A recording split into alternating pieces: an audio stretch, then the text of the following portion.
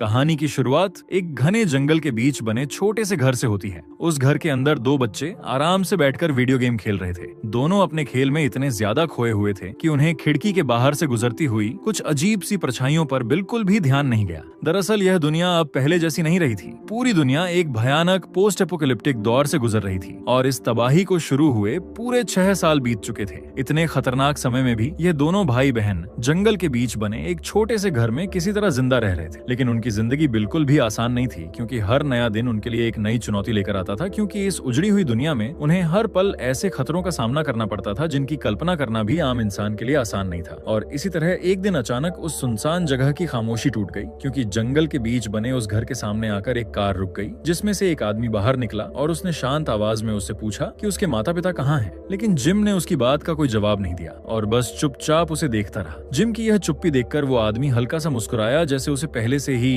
इस जवाब की उम्मीद हो। फिर उसने कहा कि वो फिर कभी वापस आएगा। इतना कहकर वो आदमी अपनी कार में बैठा और वहां से चला गया। अब धीरे धीरे शाम ढलने लगी और जंगल के ऊपर अंधेरा फैलने लगा। ये समय सबसे ज्यादा खतरनाक होता था, इसलिए जिम ने अपनी बहन के साथ मिलकर जल्दी जल्दी घर के सभी दरवाजे और खिड़कियां अच्छी तरह बंद कर दी, क्योंकि घर के बाहर कई ज़ॉम्बीज़ अब भी इधर उधर भटक रहे थे। अब किसी तरह वो डरावनी रात बीत गई और सुबह होते ही जिम ने सबसे पहले अपनी खिलौने जैसी दिखने वाली बंदूक उठाई। उसने सावधानी से उसकी मैगजीन खोली और अंदर की गोलियां ध्यान से चेक करने लगा। तभी साफ हो गया कि वो कोई साधारण खिलौना नहीं थी, बल्कि एक ट्रैंकुलाइजर गन थी, जिससे असली बेहोश करने वाली गोलियां चलाई जा सकती थी। फिर रोज की तरह दोनों भाई बहन घर के बाहर खेलने चले गए। लेकिन तभी अचानक वही पिकअप ट्रक फिर से वहां आ गया जो पिछली शाम आया था। इस बार वह आदमी अकेला नहीं था, उसके साथ उसकी एक पार्टनर भी थी। घर के पास पहुंचते ही वह लड़की मुस्कुराते हुए जिम की छोटी बहन के पास आई और प्यार से उसे गोद में उठा ली। ये देखकर जिम तुरंत सतर्क हो गया। उसने सख्त आवाज में लड़की को डांटा और कहा कि उसकी बहन को तुरंत नीचे उतार दे। लड़की ने उसकी बात सुनी और बिना बहस किए धीरे से बच्ची को वापस जमीन पर खड़ा कर दिया। इसके बाद वह दोनों जिम से उसके माता पिता के बारे में पूछने लगे। जिम शांत रहते हुए उन्हें बताता है कि उसके माता पिता शहर में सामान लेने गए हैं। ये सुनकर वह कपल उसे समझाने की कोशिश करता है कि उसे उनसे डरने की जरूरत नहीं है। वे यहाँ उसे नुकसान पहुँचाने नहीं आए हैं, बल्कि उसके माता पिता के लौटने तक उसका और उसकी छोटी बहन का ख्याल रखने आए हैं। कुछ देर बात करने के बाद सब लोग घर के अंदर चले गए। जैसे ही वह दोनों घर के अंदर आते हैं, वे चारों तरफ ध्यान से नजर दौड़ाने लगते हैं, क्योंकि घर के अंदर उन्हें हर तरह की जरूरी सुविधाएं दिखाई देती हैं। यानी काफी मात्रा में राशन, दवाइयां और दूसरे काम के सामान भी रखा हुआ होता है। अब इतना सब देखने के बाद वो दोनों धीरे धीरे समझ जाते हैं कि जिम और उसकी छोटी बहन इस बड़े घर में बिल्कुल अकेले रह रहे हैं। यही सोचकर वे आपस में फैसला करते हैं कि फिलहाल कुछ समय के लिए वे यहीं रुकेंगे और हालात को ध्यान से समझने की कोशिश करेंगे। लेकिन उन्हें इस बात का बिल्कुल भी अंदाजा नहीं होता कि जिम चुपचाप उनकी हर बात सुन रहा होता है। फिर रात होते ही जिम अपनी छोटी बहन को लेकर घर के अंदर बने एक गुप्त कमरे में चला जाता है। ये वहीं छिपने की जगह थी जिसकी वजह से वह दोनों इतने सालों से इस खतरनाक दुनिया में जिंदा रह पाए थे।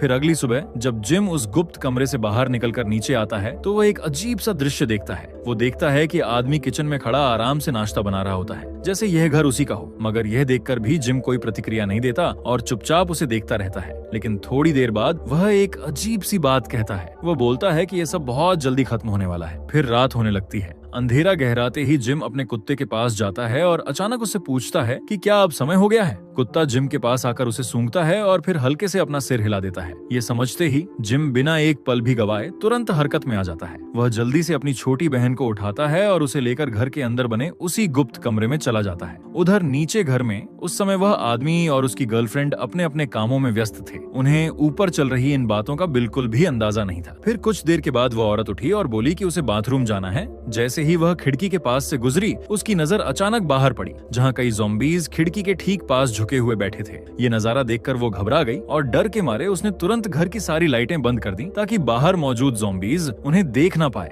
लेकिन जैसे ही कमरा अंधेरे में डूबा, उसके पीछे का दरवाजा धीरे धीरे खुल गया। इसी बीच उस आदमी को अचानक कुछ गड़बड़ महसूस होता है। ये महसूस कर उसने तुरंत अपनी बंदूक उठाई और जल्दी से उस कमरे की तरफ दौड़ा जहाँ उसकी गर्लफ्रेंड थी। लेकिन अंदर पहुंचते ही वह सन्न रह गया, क्योंकि उसकी गर्लफ्रेंड जमीन पर पड़ी थी। ये देखकर वह समझ ही नहीं पाया कि यह सब कैसे हो गया, कि तभी अचानक अंधेरे में से किसी ने उस लड़की की लाश को खींच लिया और इससे पहले कि वह और कुछ समझ पाता, उसी पल उस पर भी किसी ने पीछे से हमला कर दिया। और फिर उस पल के बाद उस कपल को किसी ने कभी नहीं देखा। अब अगले दिन जिम और उसकी छोटी बहन ऐसे खेल रहे थे जैसे कुछ हुआ ही ना हो। ये देखकर साफ समझ आ जाता था कि इंसानों से आने वाले खतरे से निपटना उनके लिए कोई नई बात नहीं थी। इसी बीच उसी जंगल के अंदर एक लंबे बालों वाला आदमी आगे बढ़ रहा था। रास्ते में चलते हुए उसे बर्फ पर कई जाल दिखाई दिए जो बहुत ही चालाकी से लगाए गए थे। उसे तुरंत समझ आ गया कि यह कोई साधारण जगह नहीं है, इसलिए वो उन जालों को ध्यान से देखते हुए आगे बढ़ने लगा और उनके निशानों का पीछा करता हुआ धीरे धीरे उसी घर तक पहुंच गया जहां जिम और उसकी छोटी बहन रहते थे।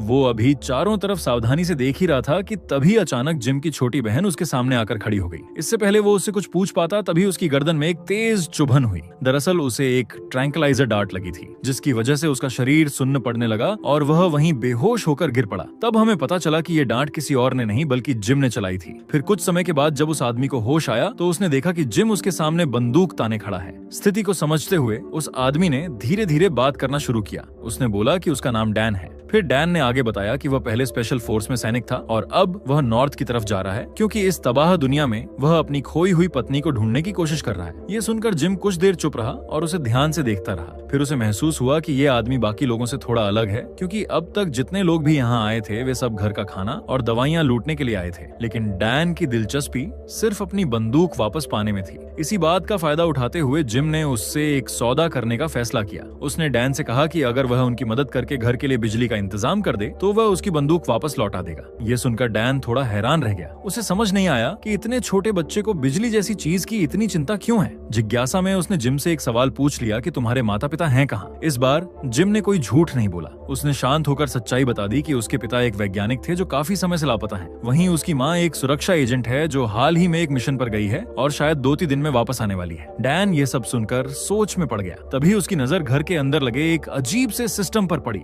जब उसने ध्यान से देखा तो उसे पता चला कि घर की बिजली किसी जनरेटर या सोलर पैनल से नहीं बल्कि एक ट्रेडमिल से बन रही थी। यानी जब कोई उस पर दौड़ता था तभी उसे बिजली पैदा होती थी। ये देखकर डैन सच में हैरान रह गया क्योंकि उसने पहले कभी ऐसा इंतजाम नहीं देखा था। अब डैन को उन दोनों बच्चों पर तरस आ गया, इसलिए वह बिना कुछ कहे ट्रेडमिल पर चढ़ गया और घर के लिए बिजली बनाने लगा। पूरी रात वो लगातार दौड़ता रहा और सुबह तक यही काम करता रहा। इधर हर दिन की तरह इस सुबह भी जिम घर से बाहर निकल गया। उसका रोज का काम था आसपास के इलाके में लगाए गए जालों की जांच करना ताकि कोई भी ज़ॉम्बी घर के बहुत पास तक ना पहुंच पाए। और जैसा कि उसे उम्मीद थी, एक ज़ॉम्बी उन जालों में फंस चुका था। इसी दौरान घर के अंदर डैन सोचने लगा कि उसे उस जगह को ढूंढने की कोशिश करनी चाहिए जहां जिम की मां काम करती थी। तब उसकी नजर टेबल पर रखी एक फोटो और कार की चाबी पर पड़ी। ये देखकर उसे लगा कि शायद वह कार लेकर उस जगह तक पहुंच सकता है जहां इन बच्चों की मां काम करती होगी। यही सोचकर वो बिना देर किए जल्दी जल्दी गैरेज की तरफ भागा। लेकिन जब वह गैरेज में पहुंचा तो उसे पता चला कि कार पहले से ही खराब पड़ी है। ये देखकर वह थोड़ा निराश हो गया और कुछ पल वहीं खड़ा सोचने लगा कि अब आगे क्या किया जाए। तभी उसकी नजर घर के एक कोने में बने एक छिपे हुए कमरे पर पड़ी। वो सोचने लगा कि शायद ये कोई स्टोर रूम होगा, इसलिए वह उसे देखने के लिए आगे बढ़ा। लेकिन तभी जिम वहां आ गया और उसने सख्ती से उसे अंदर जाने से रोक दिया। फिर समय बीतता गया और एक दिन से भी ज्यादा समय साथ बिताने के बाद जिम और उसकी छोटी बहन को लगने लगा था कि उन्हें डैन से कोई खतरा नहीं है। इसी भरोसे की वजह से उस रात वे दोनों गुप्त कमरे में छिपने भी नहीं गए, जैसा कि वे आम तौर पर हर रात किया करते थे। लेकिन फिर भी जिम ने एक अजीब सा कदम उठाया। सोने से पहले उसने खुद को एक हथकड़ी से बांध लिया, जैसे वह किसी अनहोनी के लिए पहले से ही तैयार रहना चाहता हो। फिर सुबह होते ही डैन की नींद बाहर से आती कदमों की आवाज से खुली। दरअसल वो जिम था जो फिर से अपने रोज के गश्त पर जा रहा था। जिम वापस उसी जाल के पास पहुंचा जहां पिछली रात वाला ज़ॉम्बी अभी भी फंसा हुआ था। वो सोच ही रहा था कि उसका क्या करना चाहिए, लेकिन तभी अचानक डैन वहां पहुंच गया। डैन को लगा कि शायद वो ज़ॉम्बी जिम की मां हो सकती है, इसलिए वह उसे मारकर उसकी पीड़ा खत्म करना चाहता था। लेकिन जिम ने तुरंत बंदूक तानकर उसे रोक दिया और फिर से उसे यहाँ से जाने को कह दिया। डैन ये देखकर गुस्से में भर गया और बिना कुछ कहे वापस घर लौट आया। घर पहुंचते ही उसके मन में फिर वहीं छिपे हुए कमरे वाली बात घूमने लगी। गुस्से और शक में उसने उस कमरे का दरवाजा खोल ही दिया जहां जाने से जिम ने उसे मना किया था। लेकिन जैसे ही वह अंदर गया, वहां का नजारा देखकर वह हैरान रह गया क्योंकि फर्श पर एक पुराना कंबल पड़ा था और उसी कमरे के दीवारों पर गहरे खरोच के निशान बने हुए थे। ये देखकर साफ समझ आ रहा था कि इस कमरे का इस्तेमाल किसी ज़ॉम्बी को बंद करके रखने के लिए किया जाता रहा होगा। अब ये सब देखकर डैन के मन में जिम और उसके घर को लेकर और भी गहरा शक पैदा हो गया। पर तभी अचानक बाहर से गाड़ी के इंजन की आवाज सुनाई दी। इसका मतलब था कि यहाँ कुछ और लोग आ पहुंचे थे। तब उसने देखा कि उनके हाथों में हथियार है और उन्हें देखकर साफ लग रहा था कि उनके इरादे बिल्कुल भी अच्छे नहीं है। उस समय डैन निहत्था था, इसलिए वह चुपचाप घर के अंदर चला गया। उसी समय दूर से लौटता हुआ हुआ जिम भी ये सब देख रहा था। तब उसकी नजर दूसरी मंजिल पर पड़ी जहाँ उसकी छोटी बहन खड़ी थी। अब जैसे ही हमलावरों की नजर उसकी तरफ पड़ने वाली थी तभी डैन तुरंत वहाँ पहुंच गया और उसने लड़की को खिड़की से दूर खींच लिया। अब कुछ देर तक हमलावर घर के चारों तरफ देखते रहे और यह समझने की कोशिश करते रहे कि अंदर कोई है या नहीं, लेकिन जब उन्हें लगा कि घर पूरी तरह खाली है तो वे हार मानकर वहाँ से वापस चले गए। इस घटना के बाद जिम को डैन पर पहले से ज्यादा भरोसा होने लगा। इसी भरोसे की वजह से उसने डैन की बंदूक भी उसे वापस लौटा दी। फिर डैन ने सोचा कि अब उसे यहाँ से निकल जाना चाहिए, लेकिन अजीब बात यह थी कि उसका मन यहाँ से जाने का नहीं कर रहा था। फिर उसी रात उसने एक सपना देखा जिसमें उसकी पत्नी उसे पुकार रही थी। फिर जब उसकी आंख खुली तो उसने एक बड़ा फैसला लिया। उसने सोचा कि वो जिम और उसकी छोटी बहन को अपने साथ ले जाएगा ताकि अपनी पत्नी को ढूंढते समय वो उनकी भी देखभाल कर पाए। लेकिन जिम ने बिना सोचे ही इस प्रस्ताव को मना कर दिया क्योंकि वह अपनी माँ का इंतजार करने के लिए इसी घर में रहना चाहता था। तभी अचानक बाहर से तेज आवाजें आने लगी। ये वही लुटेरों का ग्रुप था जो पिछले दिन यहाँ आया था, लेकिन इस बार वे और भी ज्यादा लोगों को साथ लेकर लौटे थे। फिर हालात और भी खराब हो गए क्योंकि उन लुटेरों ने जिम की छोटी बहन को पकड़ लिया था जो उस समय घर के बाहर खेल रही थी। तभी अचानक गोलियों की आवाज गूंजी और दो हमलावर तुरंत जमीन पर गिर पड़े। उसी मौके का फायदा उठाकर डैन तेजी से आगे बढ़ा और लड़की को उनकी पकड़ से छुड़ा लिया। जिन गोलियों ने उन हमलावरों को गिराया था उन्हें चलाने वाली कोई और नहीं बल्कि जिम की माँ मिलनी थी। लेकिन इस अफरा तफरी में एक हमलावर ने डैन के सीने में गोली मार दी, जिसकी वजह से डैन जमीन पर गिर पड़ा और बेहोश हो गया। फिर काफी देर के बाद जब उसे होश आया तो उसने हैरानी से देखा कि उसके सीने का घाव पूरी तरह गायब हो चुका है। तभी ऊपर खिड़की से जिम और उसका परिवार उसे हाथ हिलाकर अंदर आने का इशारा करने लगे। अब जब डैन घर के अंदर पहुंचा तो जिम की माँ मेलनी ने उसे बैठाकर पूरी सच्चाई बताई। मेलनी ने समझाया कि आम संक्रमित लोग अपनी सोचने समझने की क्षमता खो देते हैं और सिर्फ भूख से चलने वाले ज़ॉम्बी बन जाते हैं, लेकिन कुछ दुर्लभ संक्रमित ऐसे भी होते हैं जिनका दिमाग पूरी तरह नॉर्मल रहता है, यानी उनके पास ज़ॉम्बी जैसी ताकत होती है और उनके शरीर के घाव भी बहुत तेजी से भर जाते हैं। हालांकि इसके साथ एक बड़ी समस्या भी होती है। अगर उन्हें सीरियस चोट लगे तो वे अचानक एक भयानक गुस्से की हालत में चले जाते हैं। उस समय वे बिल्कुल साधारण ज़ॉम्बी की तरह खतरनाक हो जाते हैं और अपने ऊपर नियंत्रण खो देते हैं।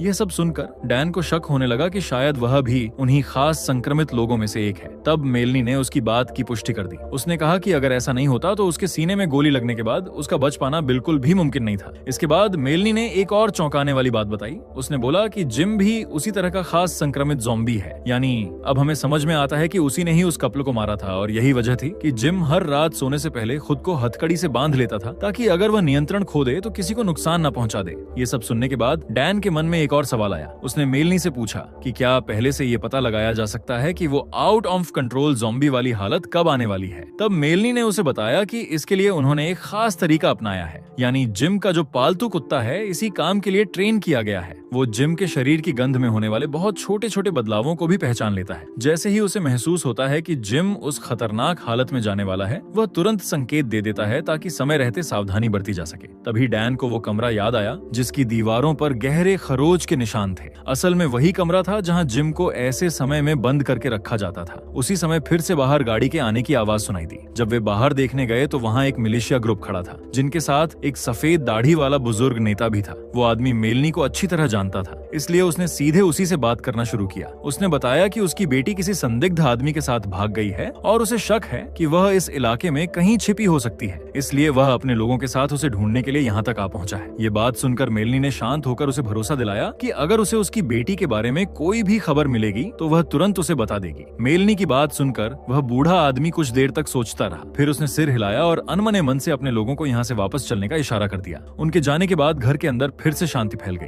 अब उस रात डैन ने आराम से बैठकर मेलनी से इस घर के बारे में पूछना शुरू किया। वह जानना चाहता था कि इस घर को इतनी मजबूती से क्यों तैयार किया गया है। तब मेलनी ने यह बताया कि बहुत पहले ही नेशनल सिक्योरिटी एजेंसी को अंदाजा हो गया था कि एक दिन ज़ॉम्बी वायरस इस दुनिया में फैल सकता है, इसलिए उन्होंने दूर दराज और सुनसान जगहों पर ऐसे हजारों सीक्रेट शेल्टर बनाकर रखे थे। इन घरों को बहुत मजबूत और खास तरह के मटेरियल से बनाया गया था ताकि कोई खतरा आसानी से अंदर ना आ सके। ये सब सुनकर डैन को थोड़ा अफसोस हुआ। उसने सोचा कि अगर मेलनी ने पहले लोगों को चेतावनी दे दी होती तो शायद बहुत सी जानें बच सकती थी, लेकिन मेलनी ने सिर हिलाते हुए कहा कि वह इस बारे में कुछ भी नहीं कर सकती थी। फिर उसने एक दर्दनाक सच्चाई बताई। उसने बताया कि जिम और उसकी छोटी बहन दोनों को जन्म से ही दिल की गंभीर बीमारी थी। उनके पिता एक बायोलॉजिस्ट थे और वहीं उन पहले वैज्ञानिकों में से थे जिन्होंने ज़ॉम्बी वायरस की खोज की थी। जब उन्हें पता चला कि जिम 3 साल से ज्यादा जिंदा नहीं रह पाएगा तो उन्होंने एक बहुत बड़ा और खतरनाक फैसला लिया। उन्होंने जिम के शरीर में वही वायरस इंजेक्ट कर दिया और इस जोखिम भरे प्रयोग के कारण जिम मरने के बजाय एक स्पेशल इन्फेक्टेड बन गया। लेकिन इस फैसले की बहुत बड़ी कीमत भी चुकानी पड़ी, क्योंकि एक बार जब जिम अपने बेकाबू गुस्से वाले द्वार में गया तब उसने अपने ही पिता को काट लिया। उसके बाद उसके पिता बच नहीं पाए और एक नॉर्मल ज़ॉम्बी बन गए, जिसकी वजह से उसे मजबूरी में